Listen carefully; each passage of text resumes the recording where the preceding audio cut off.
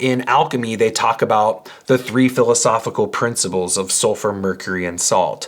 Well, you study those 3 principles, and then you go over to Ayurveda and you study the Tridosha theory of Pitta, Vata, and Kapha. And you're like, wow, those are like basically the same thing.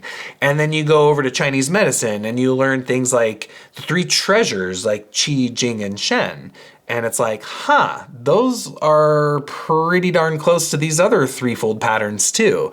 And then you study physiomedicalism and you hear them talk about stimulants, relaxants, and tonics. And it's like, that sounds vaguely familiar, like another triune pattern, right? Like all these systems have this threefold pattern that pops up again and again and again. Again, slightly different context, slightly different takes. But when I see things like that, I'm like, there's a pattern here. There's a universal principle here that all of these systems and traditions and cultures were seeing in the statue and painting from their unique lens. Talk about 5 elements, right? I can't think of a system or tradition or culture that doesn't somehow, at the very least, mention or acknowledge the importance of the elemental forces of life, right? Again, different variances here and there, but the elements are very central figures, patterns in many traditions of medicine and herbalism specifically.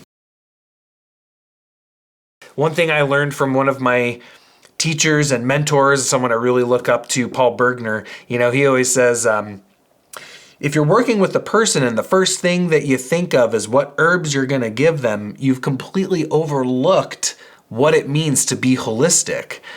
And I remember being like, wow, like when I first heard that, it's like, but we're an herbalist, like shouldn't we be thinking about what plants to give them?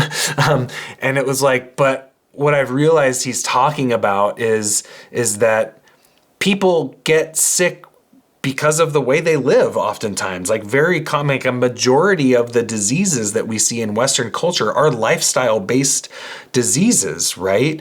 Metabolic disease and heart conditions and diabetes and, food intolerance and a lot of autoimmune stuff. Of course, there's genetic factors, there's environmental factors, there's things outside of our control, of course. But a lot of the things people struggle with are, in a way, self-induced. It's based on lifestyle and diet and a lot of things that can be changed. We can't expect to just give an herb and have all that stuff just disappear on its own, right? We have to be able to coach people and help people along.